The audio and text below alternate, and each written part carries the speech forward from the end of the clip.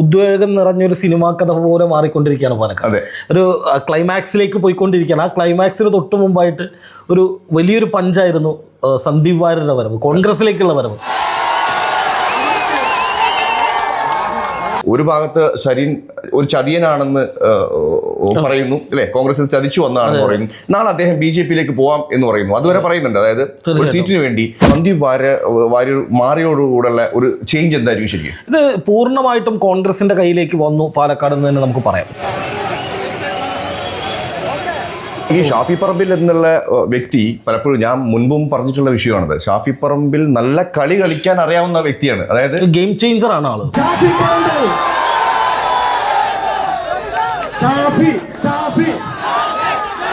സന്ദീപ് വാര്യരുടെ വരവ് BJP-യിൽ ഒരു വലിയ പ്രകമ്പനം ഉണ്ടാക്കിയിട്ടുണ്ട്. കാരണം സന്ദീപ് വാര്യർ വെറുതെ അല്ല വന്നത്.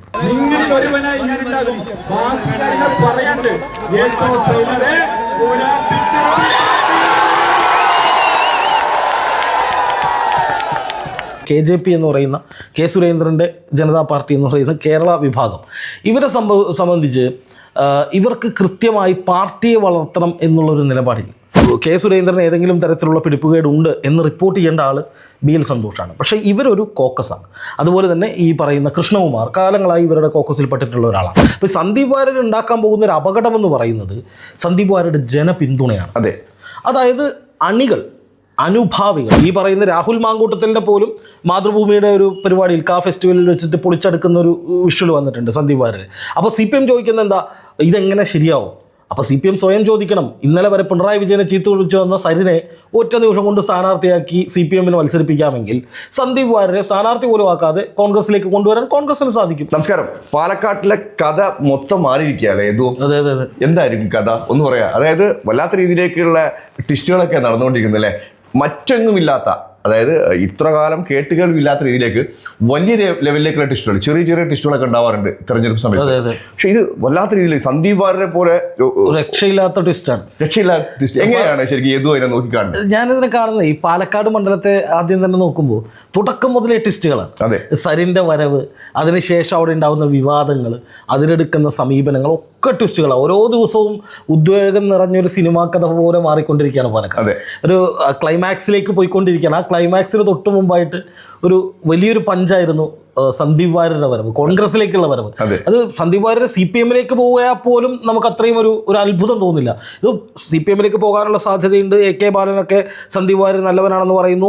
MB രാജേഷ് പറയുന്നു സന്ദീപ് വാര്യർ ആശയം വിട്ട് കഴിഞ്ഞാൽ നല്ല മനുഷ്യനാണെന്ന് പറയുന്നു. അങ്ങനെ സന്ദീപ് വാര്യർ CPM-ലേക്ക് എന്ന രീതിയിൽ, കാരണം CPM അവിടെ സരിനെ കൊണ്ടുവരുന്നു, പിന്നാലെ കുറേ കോൺഗ്രസ്സുകാരെയൊക്കെ CPM-ലേക്ക് കൊണ്ടുവരുന്നത്. അപ്പോൾ CPM ആണ് അവിടെ മറ്റു പാർട്ടികളിൽ നിന്ന് ആളുകളെ ഗ്രാബ് ചെയ്യാമെന്നാണ് എല്ലാവരും കരുതിക്കൊണ്ടിരുന്നത്. പെട്ടെന്നാണ് സന്ദീപ് വാര്യർ കോൺഗ്രസിലേക്ക് എന്നുള്ള വാർത്ത, അത് ബ്രേക്കിംഗ് ന്യൂസ് വരുന്നു. അല്പസമയത്തിനകം തന്നെ വാർത്താ സമ്മേളനം, വളരെ രഹസ്യമായിട്ടുള്ള എന്നാൽ അത്രയും പവർഫുൾ ആയിട്ടുള്ള ഒരു ഓപ്പറേഷൻ. എനിക്ക് തോന്നുന്നു ഷാഫി പറമ്പിലൊക്കെ അതിൽ നിർണായകമായ റോള് വഹിച്ചിട്ടുണ്ടെന്ന് തന്നെയാണ് എനിക്ക്. ഈ ഷാഫി പറമ്പിൽ എന്നുള്ള വ്യക്തി പലപ്പോഴും ഞാൻ മുൻപും പറഞ്ഞിട്ടുള്ള വിഷയമാണത്. ഷാഫി പറമ്പിൽ നല്ല കളി കളിക്കാൻ അറിയാവുന്ന വ്യക്തിയാണ്. അതായത് ഗെയിം ചേഞ്ചർ ആണ് ആള്, ഭയങ്കരമായിട്ട്. അതായത് ശരിക്കും എന്താണ് പറയാ, കേരളത്തിൽ തന്നെ നല്ലൊരു ലീഡർ കൂടെ തന്നെയാണ് കേട്ടോ.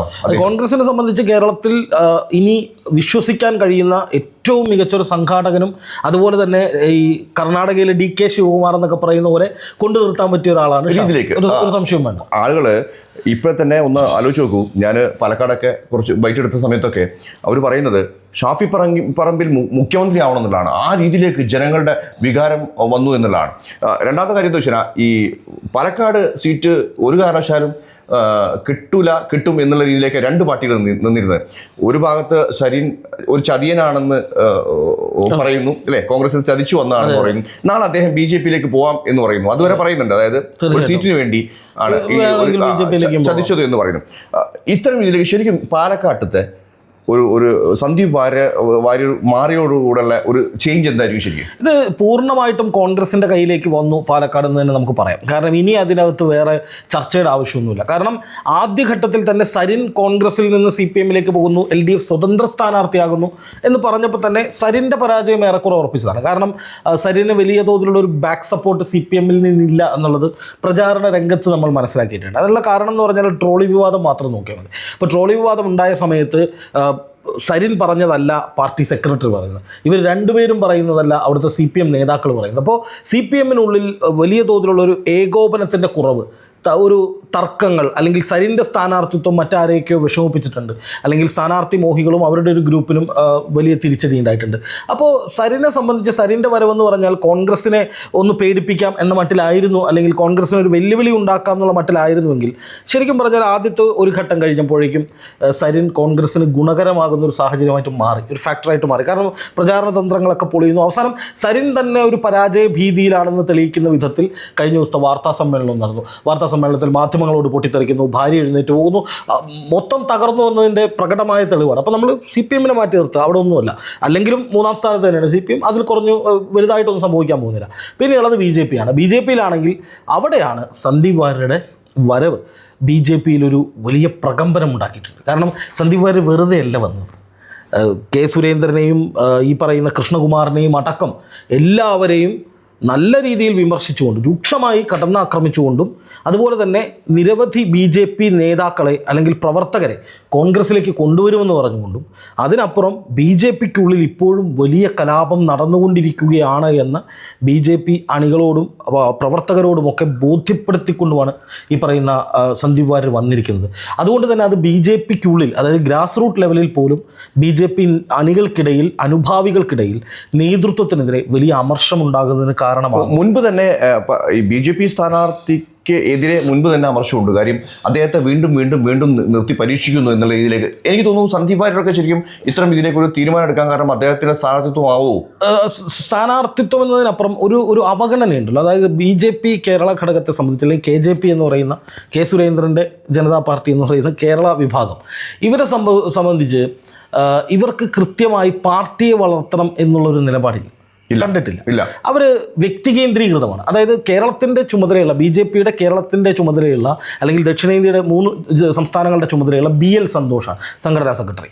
ഈ BL സന്തോഷിൻ്റെ ഏറ്റവും അടുപ്പക്കാരായിട്ടുള്ള 2 പേരാണ് V. മുരളീധരനും സുരേന്ദ്രനും. അപ്പോൾ ഈ BL സന്തോഷിനെ കൊണ്ടാണ് ഇവരെ മാറ്റിക്കാൻ കഴിയും. അതായത് ഇവരുടെ ഈ K. സുരേന്ദ്രന് ഏതെങ്കിലും തരത്തിലുള്ള പിടിപ്പുകേടുണ്ട് എന്ന് റിപ്പോർട്ട് ചെയ്യേണ്ട ആൾ BL സന്തോഷാണ്. പക്ഷേ ഇവരൊരു കോക്കസാണ്. അതുപോലെ തന്നെ ഈ പറയുന്ന കൃഷ്ണകുമാർ കാലങ്ങളായി ഇവരുടെ കോക്കസിൽ പെട്ടിട്ടുള്ള ഒരാളാണ്. അപ്പോൾ ഇവരുടെ ആളുകൾക്ക് മാത്രം വളർച്ച, മറ്റുള്ളവർക്കൊക്കെ അവഗണന എന്ന നിലയിൽ കാലങ്ങളായി തന്നെ BJP-ക്കുള്ള ഒരു സിസ്റ്റം വർക്ക് ചെയ്യുന്നുണ്ട്. അതിപ്പോൾ കുറേ കാലമായിട്ട് നമ്മൾ കാണുന്നുണ്ട്. ഇപ്പോൾ ശോഭാ സുരേന്ദ്രനൊക്കെ തഴയപ്പെടുന്നതും, അല്ലെങ്കിൽ ശോഭാ സുരേന്ദ്രനെതിരെ വലിയ വിമർശനങ്ങൾ ഉയരുന്നതും ഒക്കെ നേതൃത്വത്തിൻ്റെ ഭാഗത്തു നിന്ന് വിമർശനങ്ങൾ ഉയരുന്നതും, അല്ലെങ്കിൽ ശോഭാ സുരേന്ദ്രൻ തന്നെ നേതൃത്വത്തിനെതിരെ പൊട്ടിത്തെറിക്കുന്നു. ഈ കൊടകര കുഴൽപ്പണക്കടത്ത് കേസിലൊക്കെ ശോഭാ സുരേന്ദ്രൻ പാർട്ടിയെ പ്രതിരോധത്തിലാക്കുന്ന വിധത്തിൽ വന്നതൊക്കെ അതിൻ്റെ ഭാഗമാണ്. ഇതിൽ ഒരു കാര്യം കൂടെ എടുത്തു പറയാനുണ്ട്. അതായത് ഈ സന്ദീപ് വാര്യർ എന്നുള്ള വ്യക്തി ഉണ്ടല്ലോ, വ്യക്തിക്ക് നല്ല ലെവലിലേക്ക് ശരി എനിക്ക് തോന്നുന്നു K. സുരേന്ദ്രൻ പോയാൽ പോലും അത്തരം ആളുകൾ വരാത്ത രീതിയിലേക്ക് സന്ദീപ് വാര്യർ വളർന്നിട്ടുണ്ട് എന്നുള്ളതാണ്. അത് സന്ദീപ് വാര്യർക്ക് ജനങ്ങളുടെ ഇടയിൽ വലിയ പിന്തുണയുണ്ട്. ജനങ്ങൾ എന്ന് പറഞ്ഞാൽ BJP-യുടെ പ്രവർത്തകരും, അതായത് സുരേന്ദ്രൻ നേതൃനിരയിൽ മാത്രം ബന്ധങ്ങൾ മെച്ചപ്പെടുത്തി പോകുന്ന ഒരാളാണെങ്കിൽ ഈ സന്ദീപ് വാര്യർ അങ്ങനെയല്ല. സന്ദീപ് വാര്യർക്ക് താഴേക്കിടയിലുള്ള സാധാരണക്കാരായ പ്രവർത്തകരുമായി പോലും വലിയ ആത്മബന്ധമുണ്ട്. അത് നമ്മൾ വെറുതെ സന്ദീപ് വാര്യരുടെ ഫേസ്ബുക്കിലെ വീഡിയോകൾ പരിശോധിച്ചാൽ മതി. സന്ദീപ് വാര്യർ എപ്പോഴും വീഡിയോകൾ പോസ്റ്റ് ചെയ്യാൻ ശ്രദ്ധിച്ചിട്ടുണ്ടോ? ഒരു വലിയ ജനക്കൂട്ടത്തിൻ്റെ നടുവിൽ നിൽക്കുന്ന സന്ദീപ് വാര്യർ, അല്ലെങ്കിൽ ഒരു വലിയ സംഘാടകൻ എന്ന നിലയിൽ ആൾക്കൂട്ടത്തെ സംഘടിപ്പിച്ച് വിജയകരമായ പരിപാടികൾ നടത്തുന്ന സന്ദീപ് വാര്യർ. പിന്നെ അതുപോലെ തന്നെ ചാനൽ ചർച്ചകളിലൂടെ സന്ദീപ് വാര്യർക്ക് ഉണ്ടായിട്ടുള്ള BJP അനുഭാവികൾക്കിടയിൽ ഉണ്ടായിട്ടുള്ള ഒരു സ്വീകാര്യത വളരെ വലുതാണ്. ഇപ്പോൾ സന്ദീപ് വാര്യർ കടന്നാക്രമിക്കുന്ന ഒരുപാട്, ഇപ്പം ഈ പറയുന്ന ജ്യോതികുമാർ ചാമക്കാല ഉൾപ്പെടെയുള്ള കോൺഗ്രസ് നേതാക്കളെ വലിച്ചു കീറി ഒട്ടിക്കുന്ന വീഡിയോസൊക്കെ ഇപ്പോൾ CPM പ്രചരിപ്പിക്കുന്നുണ്ട്. അതായത് ഇന്നലത്തെ BJP കാരനായിരുന്ന ആൾ ഇന്ന് കോൺഗ്രസിൽ വന്നു, അപ്പോൾ ഇവരെന്ത് ചെയ്യും? അതായത് ജ്യോതികുമാർ ചാമക്കാലയും ഈ പറയുന്ന രാഹുൽ മാങ്കൂട്ടത്തിൻ്റെ പോലും മാതൃഭൂമിയുടെ ഒരു പരിപാടിയിൽ ഫെസ്റ്റിവലിൽ വെച്ചിട്ട് പൊളിച്ചെടുക്കുന്ന ഒരു വിഷ്വൽ വന്നിട്ടുണ്ട് സന്ദീപ് വാര്യർ. അപ്പോൾ CPM ചോദിക്കുന്നത് എന്താ, ഇതെങ്ങനെ ശരിയാവും?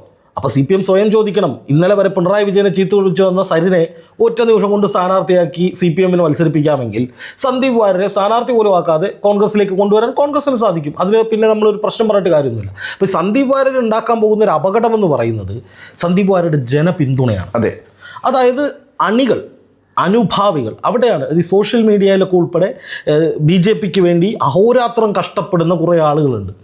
ഈ ആളുകൾക്കിടയിലേക്കൊരു വലിയ സ്ഫോടനം നടത്തുന്ന വിധത്തിലേക്കാണ് സന്ദീപ് വാര്യരുടെ ആരും പ്രതീക്ഷിച്ചിട്ടില്ല. ഇപ്പോൾ സന്ദീപ് വാര്യർ പാർട്ടിയിൽ നിന്ന് മാറി ഒരു വിമതനായി നിൽക്കുകയാണെങ്കിൽ പോലും ആളുകൾ അംഗീകരിക്കും, അല്ലെങ്കിൽ BJP-ക്കാർക്ക് അത് കുഴപ്പമില്ല എന്ന് പറയാം. പക്ഷേ ഇത് നേരെ കോൺഗ്രസിലേക്ക് പോകാമെന്ന് പറയുകയും ഇത്രയും കാലം BJP-ക്കുള്ളിൽ അനുഭവിക്കേണ്ടി വന്ന പീഡനങ്ങളെക്കുറിച്ച് വ്യക്തമാക്കുകയും ചെയ്യുമ്പോൾ ഇത് അനുഭാവികൾക്കും അണികൾക്കും, അതായത് BJP-ക്ക് കേരളത്തിൽ ഇനി വളർന്നു വരണമെങ്കിൽ അല്ലെങ്കിൽ മുന്നോട്ട് പോകണമെങ്കിൽ ഏറ്റവും അധികം പിന്തുണയ്ക്കേണ്ടത് ഈ അനുഭാവികളും അണികളും ഒക്കെ അടങ്ങുന്ന ഒരു വിഭാഗമാണ്. അവരെ സംബന്ധിച്ചുള്ളത്, അതായത് BJP-യുടെ മുഖമായി ചാനലുകളിലും സോഷ്യൽ മീഡിയയിലും പൊതുപരിപാടികളിലൊക്കെ നിറഞ്ഞു നിന്ന, തങ്ങൾക്കിടയിൽ പ്രവർത്തിച്ച സന്ദീപ് വാര്യർ ഒരു സുപ്രഭാതത്തിൽ കോൺഗ്രസിലേക്ക് പോകുമ്പോൾ പാർട്ടിയാണ് ശരി, സന്ദീപ് വാര്യരാണ് തെറ്റെന്ന് പറയാൻ BJP-ക്കാർ മടിക്കുന്നുണ്ട്. BJP അനുഭാവികളും പ്രവർത്തകരും സന്ദീപ് വാര്യരാണത് ചെയ്തത് എന്നുള്ളത് കൊണ്ട് തന്നെ അതിലെന്തോ കാര്യമുണ്ട് എന്ന് ചിന്തിക്കുന്ന നിലയിലേക്ക് വരും. അത് കോൺഗ്രസിന് കേരളത്തിൽ വലിയ ഗുണമുണ്ടാക്കും. ഈ തെരഞ്ഞെടുപ്പിൽ മാത്രമല്ല, തെരഞ്ഞെടുപ്പിൽ നോക്കണ്ട, ഇനി BJP-യും പാലക്കാട് ഇനി പ്രത്യേകിച്ച് ശ്രമിക്കൊന്നും വേണ്ട, അത് കോൺഗ്രസ് കൊണ്ടുപോയി, ഇനി നമ്മൾ ആ ഭാഗത്തേക്ക് നോക്കേണ്ട കാര്യമില്ല എന്ന് എനിക്ക് തോന്നുന്നു.